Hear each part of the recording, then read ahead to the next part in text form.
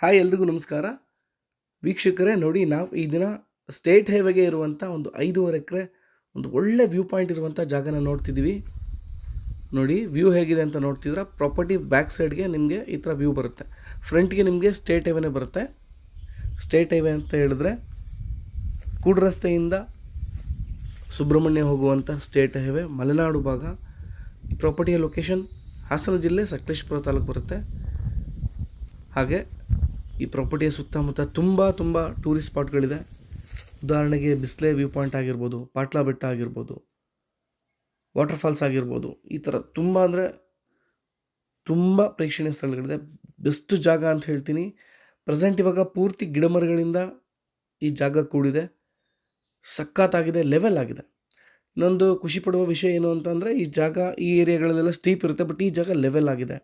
Best ಜಾಗ investment ಮಾಡೋಕ್ಕೆ. ಈ ಪ್ರಾಪರ್ಟಿ ಜನರಲ್ ಪ್ರಾಪರ್ಟಿ ಆಗಿದೆ ಮತ್ತು ಡಾಕ್ಯುಮೆಂಟ್ಸ್ ಎಲ್ಲ ಪರ್ಫೆಕ್ಟ್ ಆಗಿದೆ. ನೋಡಿ ಕಾಡು ಮರಗಳು ಹೇಗಿದೆ ಅಂತ ನೀವು ನೋಡ್ತಿದ್ದೀರಾ. Ultimate property. ಒಂದು ಫಾರ್ಮ್ ಹೌಸ್ ಮಾಡ್ಕೊಂಡಿರೋದಕ್ಕೆ ಅಥವಾ ಕಮರ್ಷಿಯಲ್ ಏನಾದರೂ ಸ್ಟೇಟ್ ಹೈವೇಗೆ ನೀವು ಮಾಡ್ತೀರಾ ಅಂತ ಅಂದರೆ ಅದ್ರ ಕೂಡ ಮಾಡ್ಬೋದು. ಆಮೇಲೆ ಸ್ಟೇಟ್ ಹೈವೇ ಫ್ರಂಟೇಜ್ ನಿಮಗೆ 100ರಿಂದ 120 ಅಡಿ ಬರುತ್ತೆ. ಹಾಗೆ ಪ್ರಾಪರ್ಟಿ ಅಕ್ಕಪಕ್ಕದಲ್ಲಿ ನಿಮಗೆ ಒಳ್ಳೆ ಹೋಮ್ ಸ್ಟೇ ರೆಸಾರ್ಟ್ಗಳಿದೆ. ಬೆಸ್ಟ್ ಜಾಗ.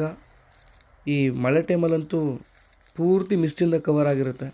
ಹಾಗೆ ಈ ಜಾಗದಲ್ಲಿ ಕೃಷಿ ಕೂಡ ಮಾಡ್ಬೋದು. ಸಾಯಿಲ್ ತುಂಬ ಚೆನ್ನಾಗಿದೆ. ಉದಾಹರಣೆಗೆ ಅಡಿಕೆ, ಕಾಫಿ, ಏಲಕ್ಕಿ ಈ ಥರ ಬೆಳೆಗಳನ್ನ ಇಲ್ಲಿ ಬೆಳಿಬೋದು.